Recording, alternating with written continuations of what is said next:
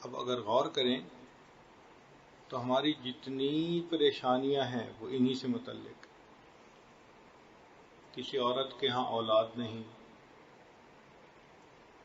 وہ بھی رزق میں شامل. کسی انسان کی شادی نہیں ہو رہی تو بیوی کا ملنا بھی رزق میں شامل. کسی کو جاب نہیں مل رہی، جاب ملنا رزق میں شامل.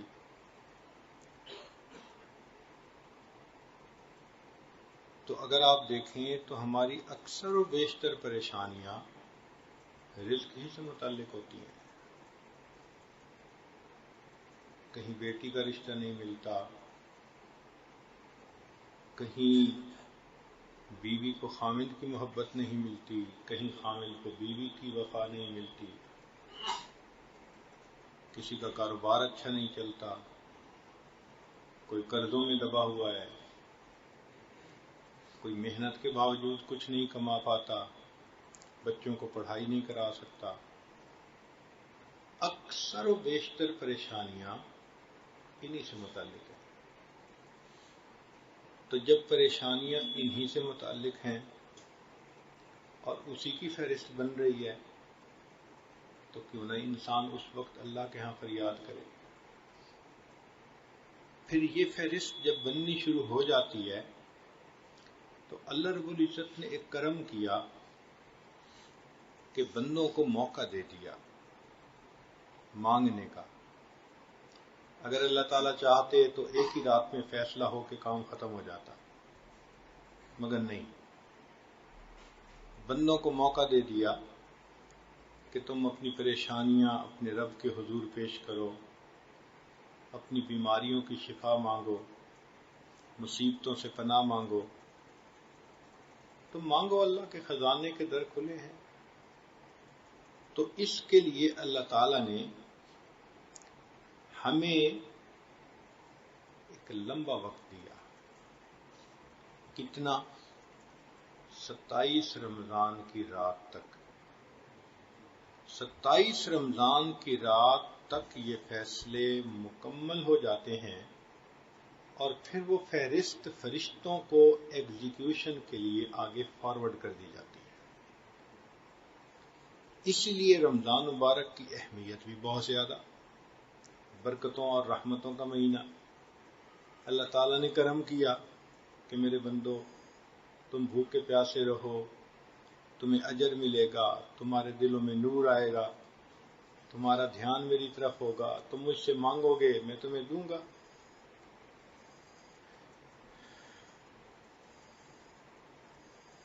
کرنی تھی مغفرت تو بہانے بنا دیے. اللہ رب العزت چاہتے تھے کہ بندوں کو بخشوں تو ہمیں 1 مہینے سے زیادہ کا وقفہ دیا گیا، 40 دن سے زیادہ کا. یہ آج کل کے دن اور راتیں ان میں بجٹ تیار ہو رہا ہے. تو بجائے اس کے کہ ہم مخلوق کے سامنے دھکے کھائیں اور ہاتھ پھیلائیں اور مخلوق کی طرف نظر جمائیں، کیوں نہ ہم اپنے رب سے مانگیں.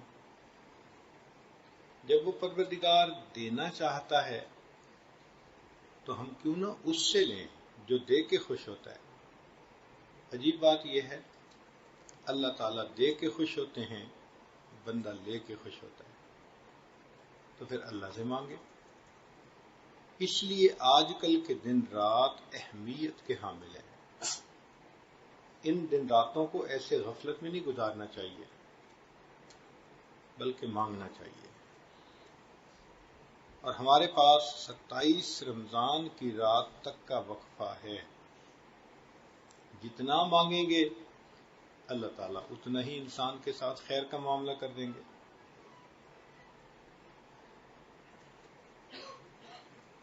جو چاہیں اللہ تعالیٰ سے مانگیں. در کریم سے بندے کو کیا نہیں ملتا. تو یہ مانگنے کا وقت ہے، متوجہ اللہ ہونے کا وقت ہے، اپنے گناہوں کی معافی مانگنے کا اور اللہ کی نعمتوں کو مزید مانگنے کا وقت ہے. تو ہمارے پاس 27 رمضان تک کا یہ وقت موجود ہے، اس میں دعائیں مانگیں۔ پھر اللہ تعالیٰ نے عجیب فضل فرمایا کہ بتا بھی دیا کہ روزہ دار افطار کے وقت جو دعا مانگتا ہے اللہ تعالیٰ دعا قبول فرما لیتے ہیں۔ کل یوم و لیلۃ دعوۃ مستجابہ، رمضان شریف کے ہر دن میں اور ہر رات میں اس کی دعا قبول ہوتی ہے۔ اب سوچئے کتنی اللہ نے مہربانی کر دی، دعا قبول کرنے کی بھی خوشخبری دے دی۔ تو ایک تو اپنی ضروریات اللہ کے سامنے پیش کریں، حاجات اللہ کے سامنے پیش کریں اور اللہ سے رحمت کی دعا مانگیں۔ اور دوسری بات امام ربانی مجدد ثانی رحمۃ اللہ علیہ نے مکتوبات میں لکھی ہے، وہ فرماتے ہیں کہ رمضان کا مہینہ آنے والے سال کا ایک چھوٹا سا نمونہ ہوتا ہے۔ جیسے رمضان گزرے گا آنے والا سال ویسے ہی گزرے گا۔ مثلا ایک آدمی کو تہجد کی پابندی نصیب نہیں، وہ پورا رمضان تہجد کا اہتمام کرے، آپ مشاہدہ کریں گے کہ آنے والے سال میں تہجد کا پڑھنا آسان ہو جائے گا۔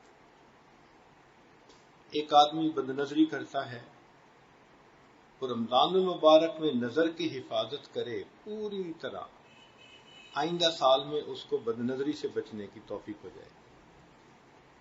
ہم جیسے رمضان گزاریں گے اسی کا ریفلیکشن آنے والے سال میں ہوگا۔ تو جو احباب کہتے ہیں جی کہ ہم سے مراقبہ نہیں ہوتا، وقوف قلبی نہیں ہوتا، تسبیحات نہیں ہوتی، تو پھر رمضان میں کر کے دیکھ لیں۔ ایک مہینے کی پابندی کریں، بقیہ 11 مہینے اللہ کی مدد شامل حال ہو جائے گی۔ تو یہ نمونہ سپیسیمن ہم نے بنانا ہے، اور اللہ نے اس سپیسیمن کے مطابق آئندہ 11 مہینوں کی توفیق دے دینی ہے۔ اب ہم نے توفیق ہی نہیں مانگی تہجد کی، تو گلہ کس سے بھائی؟ ہم نے جھوٹ بچنے سے پناہ ہی نہیں مانگی اللہ کی، ہم نے تکبر سے، حسد سے، کینہ سے دعائیں نہیں مانگی، تو پھر گلہ کس بات کا؟ تو اس لیے رمضان المبارک ہم ایسے گزاریں کہ جیسے ہم چاہتے ہیں کہ پوری زندگی ایسے گزرے، اس کا سکیڈول بنا لیں۔ حضرت شیخ حدیث مولانا زکریا رحمۃ اللہ علیہ کے حالات میں لکھا ہے کہ رمضان میں وہ کسی سے فالتو بات ہی نہیں کرتے تھے، تو ان کے ایک دوست نے کہا کہ میاں رمضان تو ہمارے ہاں بھی آتا ہے لیکن تمہاری طرح بخار کی طرح نہیں آتا، تمہارے اوپر تو بخار چڑھ گیا ہے۔ تو واقعی رمضان المبارک بخار کی طرح آنا چاہیے، بندے پہ بخار چڑھ جائے۔ تو آپ ان آنے والے ایام کا اندازہ لگائیں کہ ان کی اہمیت کتنی ہے۔ ایک تو بجٹ آنے والے سال کا، اور دوسرا آنے والے سال میں جو اعمال کی توفیق ہے اس کا اسپیسیمن ہم رمضان شریف میں بنا لیں گے۔ جو رمضان میں جھوٹ بولا، نظر کی حفاظت نہ کی، غیبت کی، تو آنے والے سال میں کیسے گناہوں سے بچے گا؟